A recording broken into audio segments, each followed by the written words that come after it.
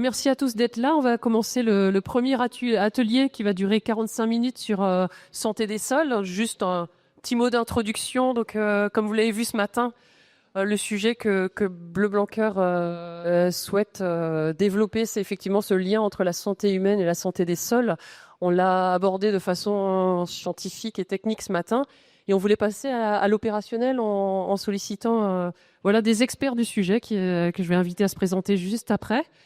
Mais juste pour vous dire qu'effectivement, ce sujet One Health, il nous tient à cœur côté Bleu Blanc Cœur, parce que si on veut accompagner les pratiques d'agriculture régénérative, nous, on a la conviction profonde qu'il faut donner un bénéfice individuel consommateur, et ce bénéfice individuel peut être le bénéfice santé, qui pourrait être un driver pour accompagner les transitions dans les filières agricoles, mais aussi un atout pour le consommateur.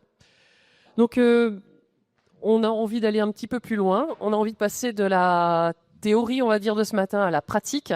Et du coup, on a 6 invités ou 6 experts sur le sujet, donc qu'on remercie d'être présents. Je vais leur passer la parole à tour de rôle pour que chacun se présente, un mot sur qui vous êtes, votre structure, et puis peut-être en un mot, qu'est-ce que c'est que l'agriculture régénérative pour vous?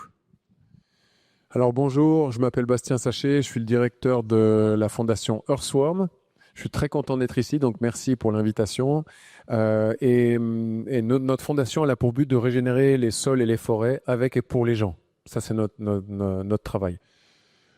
Je laisse tout le monde se présenter, puis après on revient sur l'agriculture.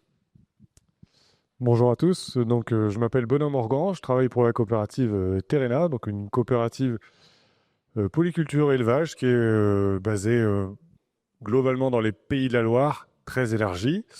Et donc mon rôle dans cette coopérative, c'est l'agriculture de régénération. Et donc je pilote le déploiement auprès des adhérents et des salariés de la coopérative, ce sujet. Voilà, on y reviendra un peu plus tout à l'heure. Merci. Bonjour, donc, je m'appelle Lucas Germain, je travaille pour 2 structures sur des questions de qualité de l'eau potable et de pollution pesticides et nitrates, on va dire. Donc la première structure s'appelle Eau17, c'est un syndicat producteur d'eau potable. Et la deuxième structure s'appelle l'EPTB Charente, qui est donc un pôle différent. Ils ne produisent pas d'eau potable, mais ils ont en charge la gestion du fleuve Charente, dans toutes ses dimensions écologiques, et donc celle de la qualité de l'eau également. Bonjour à tous, donc je suis Noémie Cantrel, responsable développement de filière végétale chez Coopérative U, donc pour les magasins U. Et les filières, ce sont nos contrats tripartites pluriannuels, et c'est via ces filières-là qu'on vient aborder les termes autour de l'agriculture régénérative. Et donc je passe la parole. Bonjour à tous, donc moi c'est Clara Lefebvre, je travaille pour l'Association pour une agriculture du vivant en tant que responsable recherche et développement. Nous, l'association, notre ambition, c'est de massifier l'agroécologie au travers d'outils communs et au travers d'un engagement collectif. Merci pour votre présentation à tous. On va poser quelques questions en format table ronde. On laissera un petit peu de temps pour les questions. C'est un atelier, donc n'hésitez pas à interpeller ou à poser des questions qu'on soumettra justement à nos 5 experts. Je passe la parole à Maëlène qui va aussi se présenter pour poser la première question. Bonjour à tous, du coup moi c'est Maëlène, je travaille à Bleu Blanc Cœur depuis 1 an et aujourd'hui je travaille notamment sur le développement des nouvelles filières en lien avec la santé des sols. Voilà, donc les personnes présentes ici sont bien plus experts que moi et c'est aussi pour ça qu'on va leur laisser la parole. Et donc du coup je voulais d'abord poser la première question à Bastien et à Clara, notamment sur pour vous quelle est rapidement la définition d'une agriculture régénérative et quels sont les indicateurs que vous pouvez mettre en place justement pour identifier et évaluer cette agriculture? Alors, pour moi, d'abord, l'agriculture régénérative, c'est un mot à la mode en ce moment, mais ce n'est pas une nouvelle chapelle, ce n'est pas une nouvelle religion. C'est juste de remettre le focus sur le sol et sur la santé du sol. On a eu beaucoup de focus dans toutes les autres agricultures sur la plante et la santé de la plante, et la santé du sol a été passablement oubliée. Donc le fait de remettre le sol au centre et sa santé au centre de l'agriculture, c'est, je pense, le pilier fondamental de l'agriculture régénératrice. Alors ça veut dire moins le travailler, ça veut dire le couvrir, ça veut dire en prendre soin, et c'est ça les grands piliers qu'on va retrouver, mais qu'on peut retrouver dans toutes les agricultures, mais qui vont être très présents dans l'agriculture régénératrice. Et quand on dit faire cette transition, c'est vraiment redonner de la vie au sol. Si je résumais, je dirais que c'est plus travailler avec la nature que de travailler contre la nature. On n'est pas à se battre contre elle pour essayer de produire, on est en train d'essayer d'utiliser tous ces leviers pour produire. Et ce qui est très intéressant, c'est que c'est pas juste quelque chose qui est, je dirais, romantique, même s'il y a beaucoup de romantisme dans voir les abeilles, voir les fleurs, etc. C'est aussi très efficace d'un point de vue économique, parce que quand c'est le ver de terre qui laboure pour vous, ben, ça coûte beaucoup moins cher que quand c'est un tracteur avec des litres et des litres de gasoil. Donc ça, c'est un truc très important parce que ça réconcilie l'écologie et l'économie d'une manière assez innovante, alors que souvent, par le passé, ces deux démarches ont été opposées. Donc je ne vais pas aller plus loin là-dessus, peut-être dire deux choses. Nous, on travaille chez Earthworm avec un programme qui s'appelle Sol Vivant. Nos 3 axes, c'est mesurer la santé du sol, et on le fait avec un set d'indicateurs qui s'appelle AgriBoussole, mais qui peuvent être repris. C'est pas la marque qui est importante, c'est vraiment ces indicateurs-là, la couverture du sol, le taux de matière organique, etc. L'accompagnement des agriculteurs dans cette transition qui est important, et puis l'incitation financière et économique. Et puis on fait ça main dans la main avec à la fois les acteurs de la chaîne de valeur, les entreprises, Nestlé, etc., et les acteurs du territoire, notamment les agences de l'eau ou les acteurs qui ont un intérêt à voir les sols mieux se porter. Merci pour cette démonstration. Je pense qu'on est complètement alignés sur notre vision de l'agri régénératrice. Je voudrais aussi ajouter que selon nous, cette agriculture-là, c'est une agriculture qui doit donner du sens aussi au métier d'agriculteur, qui doit redonner sa valeur en plus de travailler sur son capital sol, qui doit redonner la valeur au métier d'agriculteur. Et donc, qui doit inciter les agriculteurs aussi à être fiers de ce qu'ils font, de ce qu'ils produisent, de la manière dont ils le produisent. Et voilà. En termes de mesure de ces performances agroécologiques, effectivement, il existe beaucoup de méthodes aujourd'hui de mesure. Nous, notre vision, et je pense qu'elle est partagée, c'est que cette agriculture-là, elle se fait à l'échelle d'une ferme dans sa globalité. Donc la mesure doit englober l'entièreté des pratiques des agriculteurs et pas se focaliser soit que sur une parcelle, soit que sur une culture, ou soit que sur un type d'indicateur qui serait, je sais pas, par exemple, que regarder que des aspects de biodiversité ou d'utilisation de produits phytosanitaires, mais ça doit aller plus loin. Et ce set d'indicateurs, il doit être aussi compréhensible par tous, parce que l'agriculteur évolue pas seul dans son environnement. Il fournit des coopératives, par exemple. Il vend à un consommateur final. Et du coup, la manière dont on évalue ces performances agroécologiques doit être comprise par tous. Merci beaucoup, Clara. Du coup, Benoît, en pratique, chez Terrena, vous avez commencé à déployer des indicateurs de mesure de l'agriculture régénératrice. Comment vous le mettez en œuvre? Comment c'est apprécié par les agriculteurs et vos partenaires, peut-être éleveurs également? Alors du coup, voilà, une partie de nos missions chez Terrena, c'est d'accompagner les agriculteurs dans leur quotidien, dans leur ferme. Et du coup, il s'agissait de passer du discours de l'agriculture de régénération et tous ces bienfaits, de l'action, du concret dans leur quotidien. Donc, il s'agissait de réaliser ça. C'est pas si simple que ça. Donc, comment on a procédé? Alors déjà, il fallait convaincre les agriculteurs que la démarche, elle était intéressante pour eux et que ça allait leur bénéficier. Donc, on parlait de santé des sols tout à l'heure. Cette santé, on peut aussi parler de fertilité. Alors, j'ai vu que le mot était noté aussi. Et ça, la fertilité, ça parle très bien aux agriculteurs. Donc, on a abordé sous cet axe-là, restaurer la fertilité naturelle des sols, celle qui existait, celle qui a pu être usée avec la production, et c'est normal. Et du coup, il s'agira de l'entretenir ou de la restaurer pour amener des niveaux de production satisfaisants. L'autre sujet qui était très souvent abordé, c'est l'adaptation au changement climatique. Donc là, le sol, il a un rôle hyper important de tampon par rapport à ce changement. Donc de tampon par rapport aux excès, les excès d'eau, aux excès de manque d'eau. Et donc chez Terrena, on a fait une grande étude climatique sur la trajectoire de notre territoire et donc des impacts sur la production qu'on allait avoir dans les années à venir. Et donc les baisses de rendement à venir. Et donc on est rentré dans le plus 2 degrés. On est rentré dans X% de moins ou de plus de production sur la culture dans l'endroit où l'agriculteur produit. Donc ça a rendu très concret l'impact de ce changement climatique et on a essayé donc de parler de ça, de restaurer la fertilité et de maintenir des niveaux de production. Donc avec ce message, on a quand même plutôt réussi à convaincre les agriculteurs même s'il était d'avance, mais ça a fini de convaincre les agriculteurs qu'il était nécessaire de s'adapter. Alors il y a une histoire de timing aussi, les années 23-24 n'étaient pas les meilleures pour la production agricole. Et alors j'ai coutume de dire que je pense qu'il n'y a pas un adhérent de Terrena qui n'a pas pris une dérouillée au niveau production ces 2 dernières années, littéralement, parce que c'était vraiment difficile. Excès d'eau, sécheresse, peu importe les secteurs, il y a toujours eu un impact assez majeur sur les productions, en tout cas quand il n'y avait pas ces amortisseurs de mis en place. Donc ça, c'était la première idée, de convaincre les agriculteurs, et ça a été assez facile. La deuxième, ça a été de rationaliser, d'objectiver tout ça, parce qu'on a parlé de grands thèmes, la fertilité, donc il y a ces grands axes qu'on a repris, couvrir les sols, maximiser la biodiversité, et diminuer le travail du sol.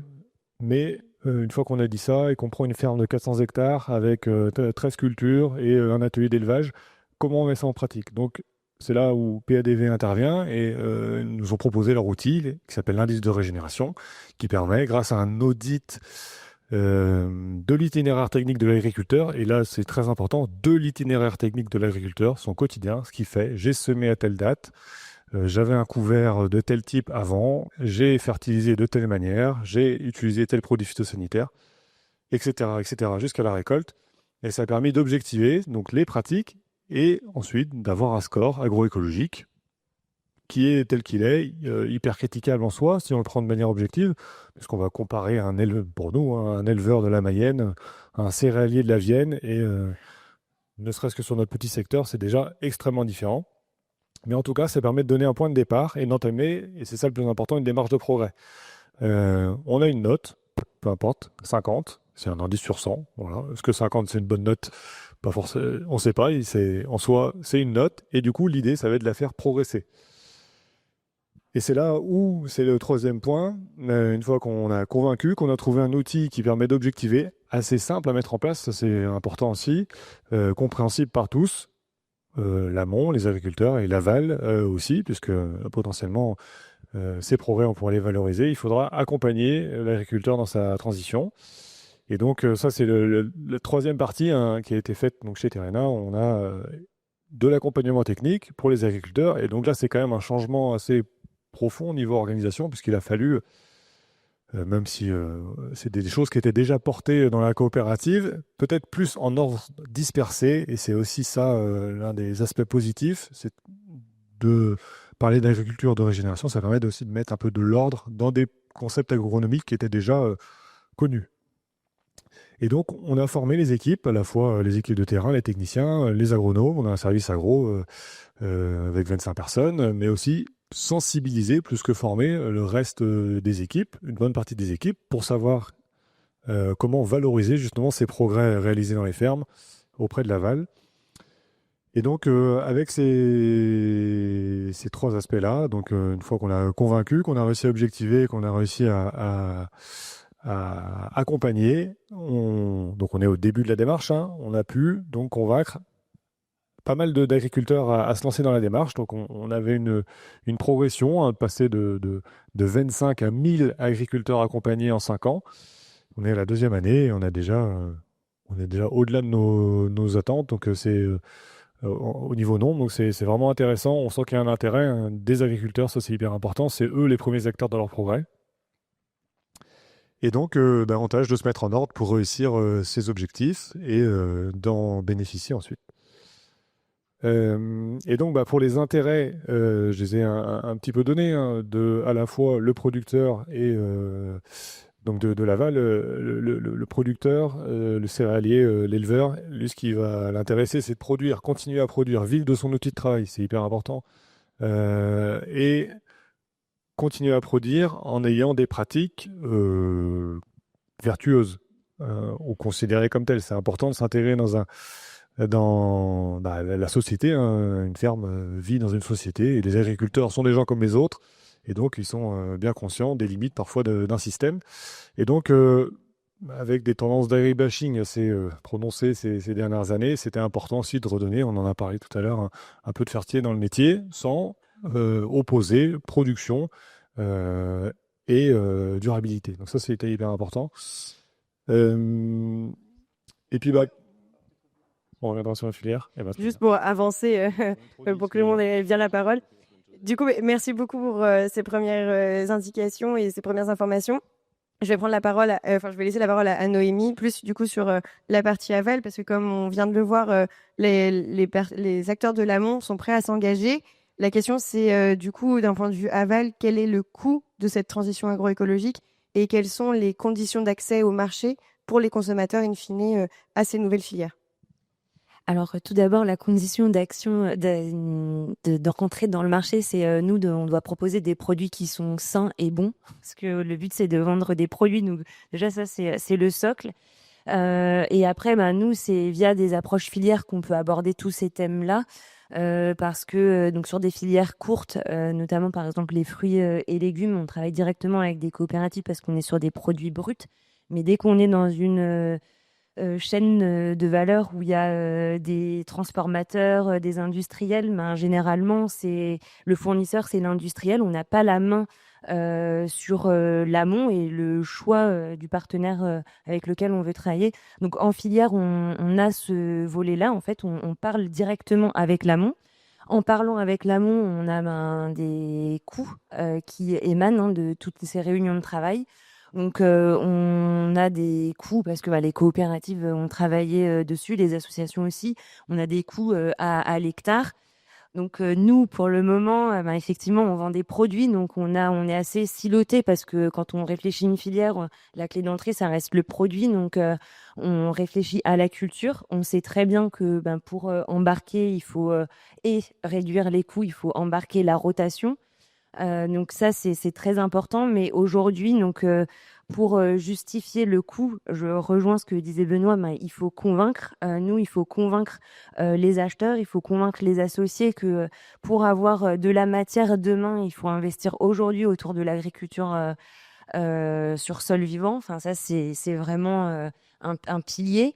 Et c'est pas une mince affaire en fonction des interlocuteurs qu'on peut avoir en face.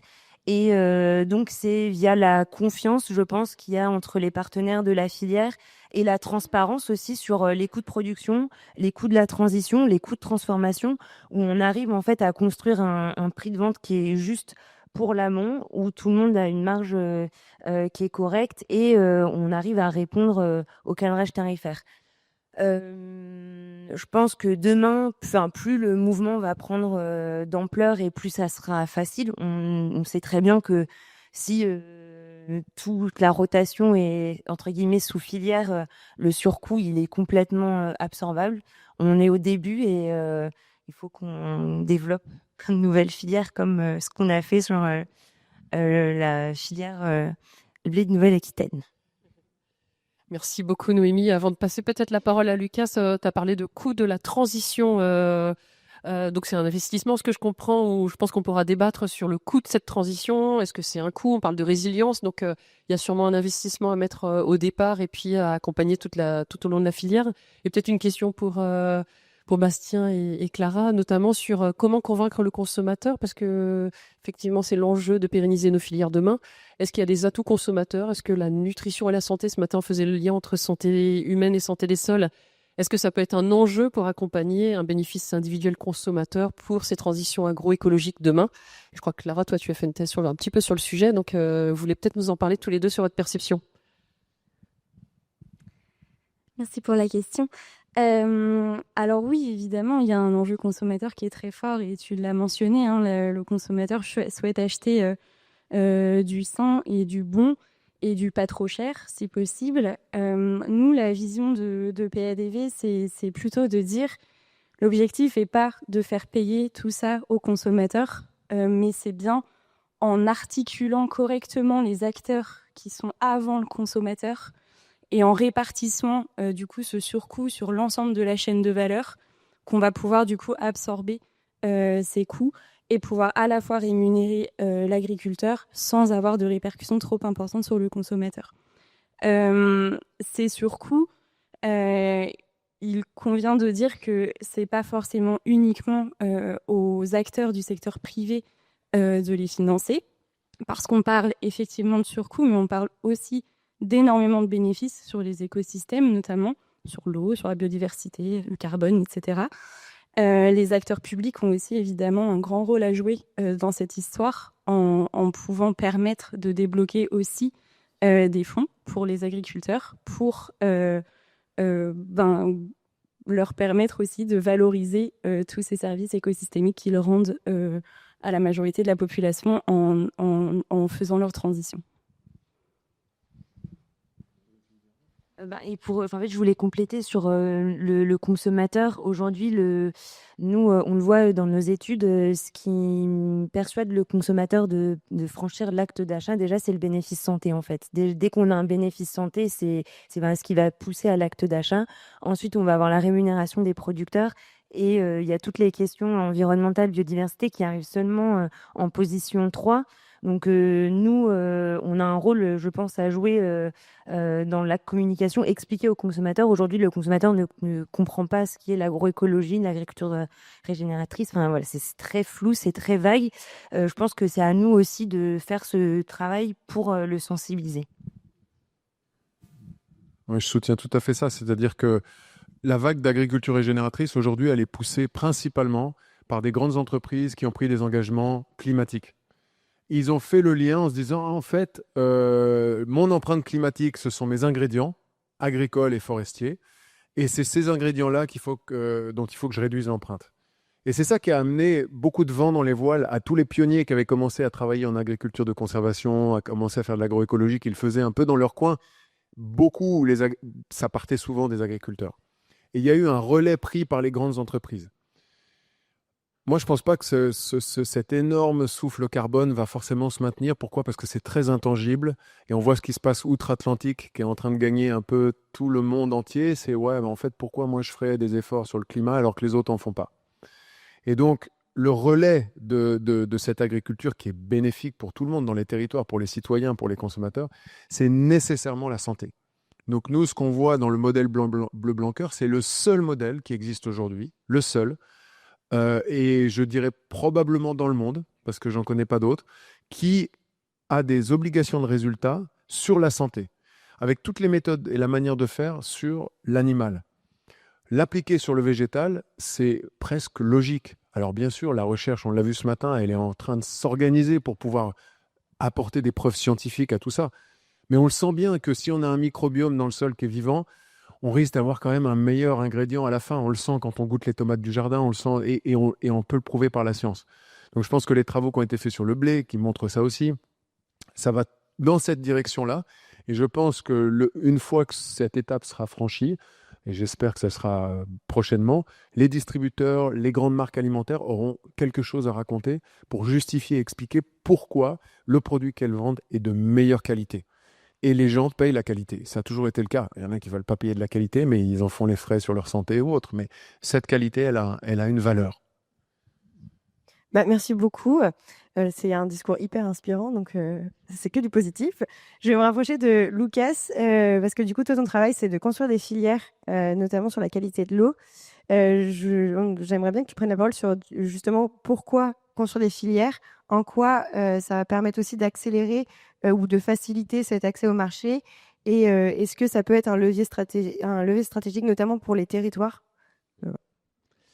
Donc sur cette question des filières, je vais peut-être vous faire un petit rapide historique de comment est-ce qu'on en est arrivé là, parce que sur le papier, le fait qu'un syndicat producteur d'eau potable s'intéresse au pain dans une boulangerie ou dans un Super U, c'est un petit peu obscur. En fait, concrètement, vous parliez de coûts. Aujourd'hui, les organismes publics le payent déjà parce que notamment les pesticides, mais aussi les nitrates depuis plus longtemps, il faut les dépolluer dans les usines de production d'eau potable. Ça coûte très très cher, hein. Enfin, on parle de centaines de milliers d'euros sur certaines usines où je travaille sur des zones là.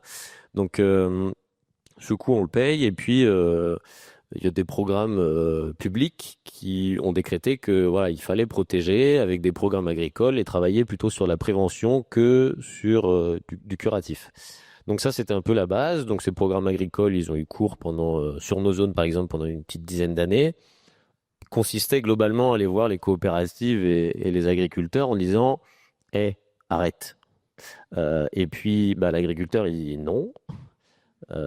Et donc, au fur et à mesure, en fait, en creusant le truc, ils se sont dit, c'est peut-être parce que c'est pas vraiment lui qui a les clés dans cette histoire et qu'il faut qu'on mette un peu tout le monde autour de la table. Et donc, là-dessus, Odyssey, principalement, a eu quelques expériences un peu comme ça sur des cultures de niche où ils ont testé des choses, justement avec cet axe filière de mettre des gens autour de la table, notamment sur le soja. C'était déjà à l'époque avec Coopérative U. Et de fil en aiguille, ils se sont dit, voilà, ça c'est un levier qui fonctionne en fait, hein. Quand on met tous les gens autour de la table et qu'on explique qu'il y a quelque chose à faire, et on arrive à les mettre en branle. Et donc là-dedans, moi, ils m'avaient recruté en stage en disant, on l'a fait sur des cultures de niche, c'est mignon, le chanvre, c'est cool, tout ça. Pour autant, ça va pas sauver l'histoire. Est-ce qu'on est capable de le faire sur le blé? Et donc, là, moi, ils m'ont pris en stage. C'était un gros sujet pour un petit stagiaire.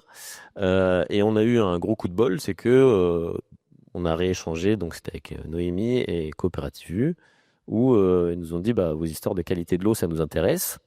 Nous, on cherche à construire une petite filière en local sur la filière blé-farine-pain. Et donc, voilà, on a mis ça en place avec une charte qu'on a co-construite. Donc là, vous voyez un peu le cheminement qui nous amène à tout ça, qui est pas évident. Et concrètement, qu'est-ce qu'amène cette question des filières pour nous? En fait, il y a deux éléments principaux. Le premier, c'est que ça va permettre de pérenniser des actions. On voit bien que dans un marché qui est un peu dérégulé, avec des prix qui sont un matin à 150 et le lendemain à 300 parce qu'il y a une guerre à l'autre bout du monde, c'est très compliqué pour des producteurs de se positionner. Donc là, il y a un côté où en fait, ça pérennise des actions, ça les engage parce que derrière, il y a un industriel qui a besoin de volume et qui est engagé.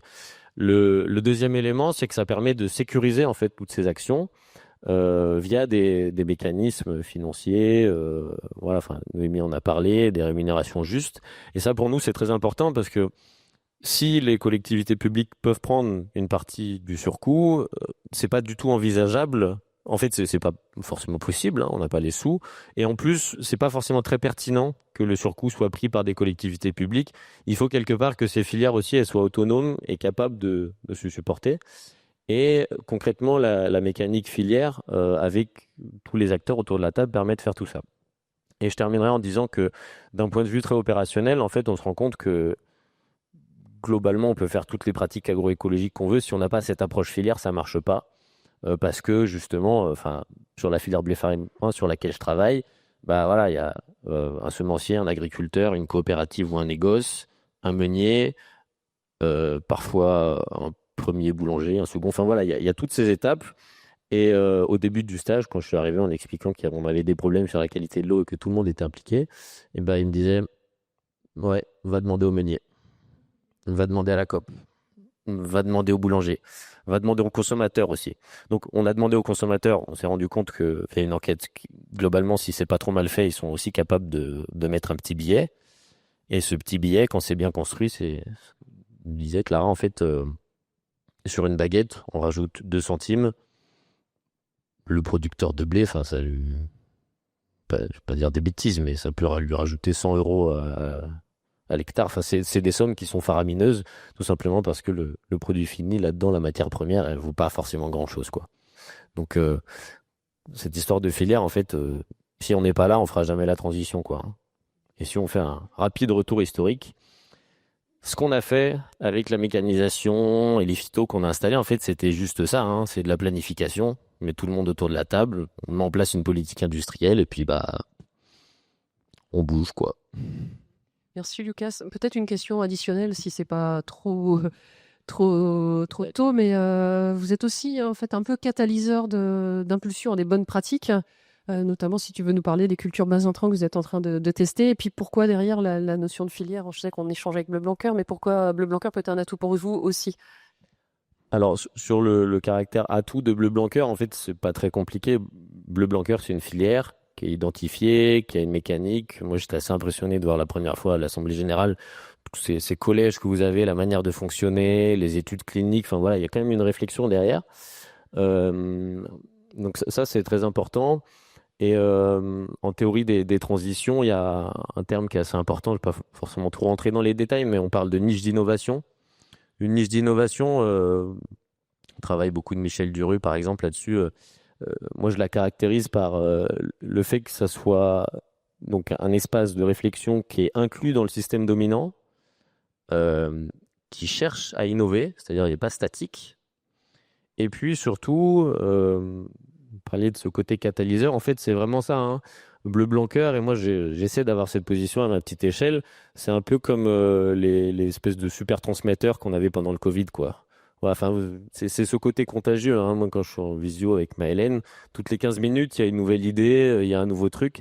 Voilà, et je peux t'envoyer le contact de lui et de machin. Enfin bon. Donc, c'est un peu ce côté-là qui est aussi très important dans les questions de transition. Et bon, Bleu Blanc Cœur, il y a plein de choses qu'on essaie de mettre en place. Mon job, c'est de challenger la filière sur le côté produit phyto, puisque aujourd'hui, il n'est pas forcément présent. Mais en tout cas, la base de travail que j'expliquais tout à l'heure sur la question des filières, le modèle économique et tout ça, Bleu Blanc Cœur, il y a quoi. Voilà. Donc c'est tout l'objectif. Ouais, je voulais juste réagir pour soutenir ce que tu as dit, parce que c'est vrai que la question de la santé via l'eau, donc les phytos, la pollution des eaux, ça a créé des oppositions énormes dans le monde agricole. Et toujours la porte d'entrée à la résolution de ces sujets-là, ça a été de dire arrête, comme tu disais tout à l'heure. Et ce arrête, c'est pourquoi tu me dis d'arrêter? Je fais comme j'ai envie de faire chez moi. Et ça a créé des tensions très fortes qui sont toujours très présentes aujourd'hui. Quand on parle parfois d'agroécologie dans une coopérative, il y a la moitié de la coopérative qui dit ouais, c'est le futur. L'autre moitié de la coopérative qui dit ouais, laissez-nous produire. Arrêtez avec parce qu'il y a écologie dans agroécologie. Donc il y a vraiment des tensions qui sont très fortes. Et ce que je trouve intéressant, c'est que quand on met une carte sur la table, les gens ils se mettent autour de la carte. Et quand on parle les acteurs de la carte, c'est beaucoup les acteurs de l'eau. Pourquoi? Parce que eux, ils regardent tout le temps les cartes. Ils regardent où l'eau va s'écouler, par où elle s'infiltre, etc. Donc ils adorent les cartes. Et ça fonctionne bien en synergie avec la partie verticale qui sont les chaînes de valeur, les filières qui achètent les matières premières. Et si on arrive à unir une manière de regarder ce qui va créer de la santé dans les sols et a fortiori dans les territoires, c'est facile pour tout le monde de s'aligner. À partir du moment où on regarde tous la même chose. On a un exemple qui est vraiment que j'adore, c'est on a commencé au tout début, il y a 3 ans, avec une coopérative près de Lyon qui s'appelle Oxiane. Et cette coopérative-là, elle fait des céréales, elle fait plein de choses. Elle fait même des œufs aujourd'hui. Et elle est juste à côté du Rhône. Et on a commencé parce que Nestlé et McDo nous ont dit « Ah, nous, on aimerait bien savoir d'où vient notre blé pour les chocs à pic et puis pour les petits pains que fait McDo. » On a engagé 30 agriculteurs au début. Et petit à petit, la coopérative a dit, un peu comme vous avez fait chez Terena, non, mais en fait, on veut le faire sur toute la coopérative. On ne veut pas le faire juste pour 2-3 agriculteurs ou 2-3 clients. Et petit à petit, il y a d'autres entreprises, celles qui font le colza, celles qui achètent le colza, celles qui achètent le maïs pour faire l'amidon, roquette, etc. Et donc, il y a toute une coalition d'acteurs qui se sont mis en œuvre. Mais quand même, cette transition, elle était quand même très chère. Même pour ces filières-là. Parce que sur certains produits, comme l'amidon ou le blé, même 2 centimes, enfin les 100 € à l'hectare dont on parle, ils sont très coûteux. Et on s'est aperçu qu'il y avait le Rhône juste à côté, et la compagnie du Rhône qui fait de l'électricité pour toute la région avec des barrages, a dit mais moi ça m'intéresse que les flux d'eau à la fois d'irrigation quand il fait sec ou alors quand il y a trop d'eau, l'excès d'eau, il soit le plus régulé possible. Je peux faire tout ce que je veux comme construction d'infrastructure. Si j'ai pas des sols qui absorbent l'eau et qui la retiennent, ça sert à rien. Et elle s'est engagée, elle a des moyens, elle produit de l'électricité, donc elle a un revenu fixe, à payer une grande partie de cette transition aux côtés des filières. Et ça, ce genre de projet, ça donne beaucoup d'espoir, parce que ça montre que même si ça commence avec une niche, avec 30 agriculteurs, très très vite, ça peut prendre de l'ampleur et puis ça peut fédérer plein d'acteurs autour d'une solution. Donc ça, c'est vraiment un moyen de travail qui est intéressant. Merci Bastien. On va prendre des questions, mais peut-être Benoît, tu n'avais pas terminé tout à l'heure, on te laisse peut-être rajouter. Et puis s'il y a quelqu'un qui a une question, on va profiter pour se rapprocher de vous. Donc n'hésitez pas à lever la main. Ouais, un autre point, c'était par rapport aux intérêts aval. Alors, on a dit pas mal de choses. Il y a aussi un point important, c'est par rapport à l'agriculture de régénération, c'est aussi de maintenir de l'agriculture, tout simplement, dans nos territoires, à proximité des entreprises qui travaillent et qui sont implantées dans nos territoires.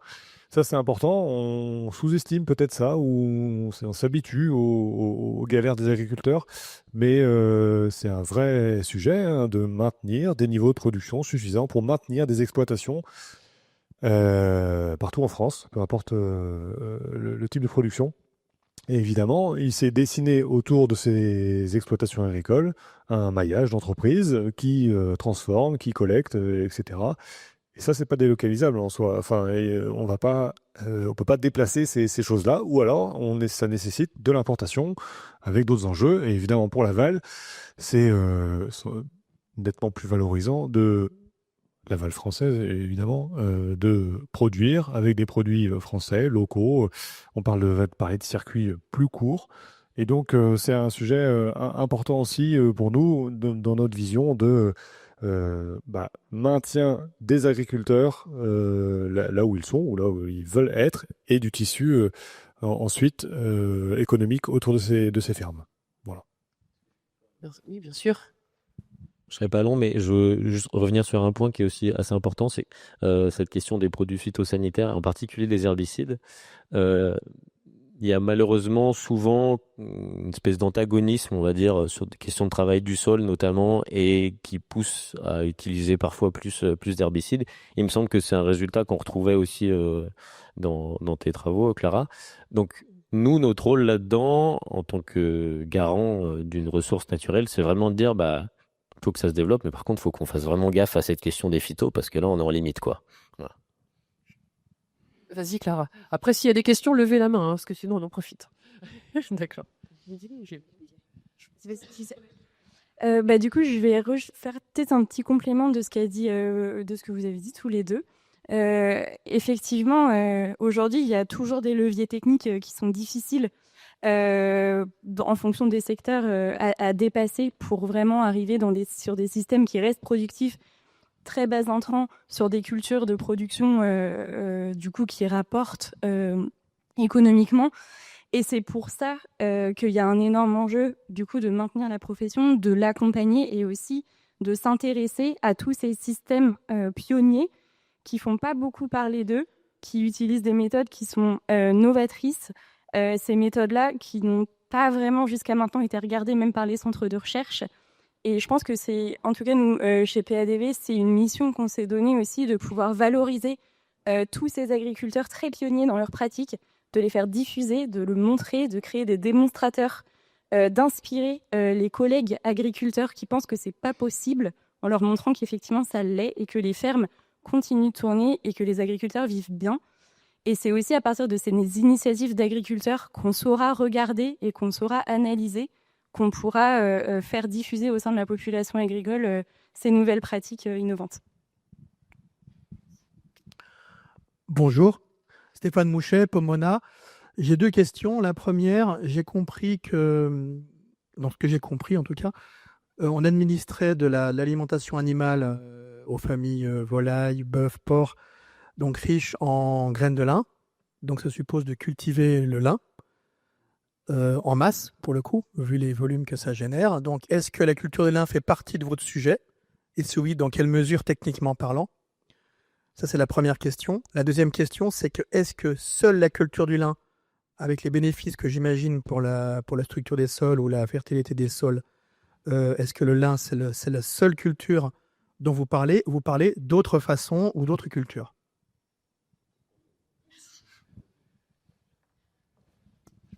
peux commencer à répondre, mais effectivement, dans ces sujets, Bleu Blanc Cœur, c'est la promotion, comme on l'a dit ce matin, des sources végétales qui apportent de la diversité, de la variété.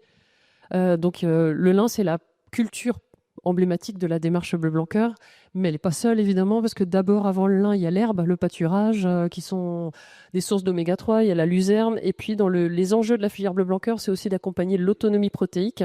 On a des contraintes sur interdiction du palme, limitation, voire interdiction du soja d'importation. Et donc, on va remettre en place des cultures de légumineuses, du lupin, du pois, de la févrole. Et après, je vais peut-être vous repasser la parole, mais ces cultures, quand on passe de la santé humaine à la santé des animaux, qu'on a largement démontré, on va aussi essayer de voir si le lin, ça peut être une culture qui améliore la santé des sols avec des plans de progrès aussi à accompagner. Mais on sait que le lin, c'est une culture qui diversifie les rotations, qui a un système racinaire qui vient structurer le sol. Donc il y a plein d'enjeux. Et l'idée, c'est de voir aussi, et on sait que c'est un très bon précédent culturel, donc il y a plein de sujets autour du lin, mais pas que les légumineuses et les autres cultures, mais peut-être que vous les complémentez. Je discutais avec un scientifique, Dan Kittredge, qui a fait des études sur le bœuf, et il dit le bœuf, la viande, elle est plus riche en tout quand le facteur, c'est la diversité de son alimentation. Et je dirais que c'est la même chose pour le sol. C'est-à-dire que plus on va diversifier les rotations, et d'ailleurs c'est un des indicateurs qu'on mesure pour caractériser l'agriculture de régénération, c'est de dire quel est le nombre de cultures qui ont été faites. Et plus il y en a, mieux c'est, parce que ça donne une diversité de types de racinaires, de types de structures, mais de types de composés chimiques aussi, retour au sol. Donc le lin, oui, à inclure plus dans les rotations, et ça nous intéresse beaucoup de travailler, parce que finalement, Bleu Blanc Cœur tire cette demande pour d'autres choses que du maïs, du blé et de la betterave, si je fais simple. Et donc c'est bon. Et puis les légumineuses, bien sûr. Et là, il y a tout un travail de filière à reconstruire. Encore une fois, Bleu Blanc Cœur joue un rôle clé parce qu'on a toutes les légumineuses en France, elles ont été remplacées par le soja d'importation, qui reste extrêmement compétitif et qui est très difficile à remplacer dans les rations. Et donc, le fait d'avoir des légumineuses, c'est très intéressant parce que ça diversifie les sols, mais surtout, ça apporte de l'azote. Et cet azote, il est délétère dans les sols, donc toute cette diversité est intéressante et souhaitée. Une autre question ? Oui. Oui, une autre question. Ouais, c'est pas vraiment une question, c'est pour aller plus loin par rapport à l'agriculture de conservation. Et juste ce que vous venez de lire sur le lin, en fait, j'en cultive pas, mais j'en cultive quand même parce que ça fait déjà une vingtaine d'années qu'on les met dans nos couverts végétaux. Et avec la réflexion, je me suis dit c'est bien avec Bleu Blanc Cœur pour l'alimentation. Ben, je me suis dit c'est peut-être bien pour mes vers de terre. C'est d'ailleurs pour ça que j'ai mis du lin dans mes couverts végétaux. Et c'est vrai que des belles petites fleurs bleues en plus à l'automne, c'est pas désagréable. Non, je voulais intervenir aussi. Quand on parle d'agriculture de conservation régénérative, on parle souvent de coûts. C'est l'agriculteur qui parle. On parle souvent de risques. Et c'est souvent ces freins-là qui sont mis en avant. Moi, je pense qu'il faudrait mettre d'abord en avant la confiance qu'on va faire aux agriculteurs. Parce qu'en fait, on a volé toute la confiance aux agriculteurs lorsque tout à l'heure, Lucas, tu disais, oui, interdire, on réglemente, etc. Mais c'est extrêmement, extrêmement compliqué. Et c'est d'abord remettre de la confiance. Je veux simplement donner un simple exemple pour qu'on réfléchisse correctement sur l'affaire. C'est les couverts végétaux.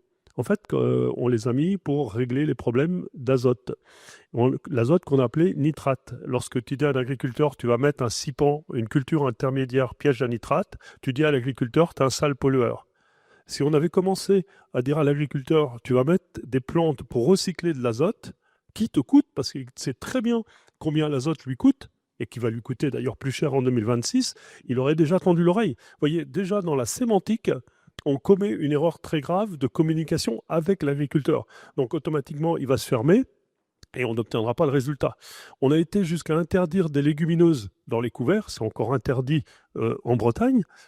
Aujourd'hui, on commence à avoir quelques ouvertures, mais dans les couverts que l'on fait en agriculture de conservation, ça fait longtemps qu'on met beaucoup de légumineuses, qu'on fait monter la diversité, et on a bien compris que si on avait d'abord vendu l'intérêt agronomique des couverts aux agriculteurs avant de vendre le côté amélioration de la qualité de l'eau, on aurait bénéficié de tous les avantages, et l'agriculteur aussi, de manière immédiate. C'est à peu près la même chose pour les phytos. Tant qu'on se concentre que sur les phytos, ben on passe à côté de tout le reste. Et si on prenait une vision beaucoup plus large, ça fait longtemps qu'on aurait progressé sur les phytos. C'est pas d'interdire, c'est de progresser tout en gardant la confiance. Je me permets deux autres points.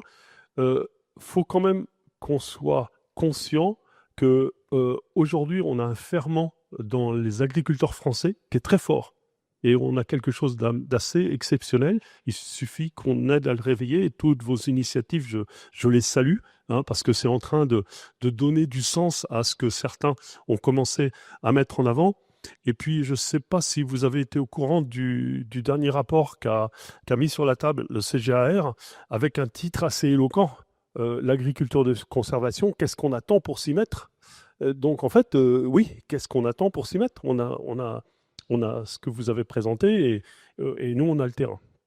Merci de m'avoir donné 2 minutes. Merci. En tout cas, très belle conclusion. On va être obligé de s'arrêter là si on veut avoir le plaisir de vous entendre tout à l'heure en conclusion en plus. Donc, et on va vous inviter. Merci beaucoup pour votre attention. Finalement, c'était court. Et je vous invite à aller rejoindre l'atelier 2.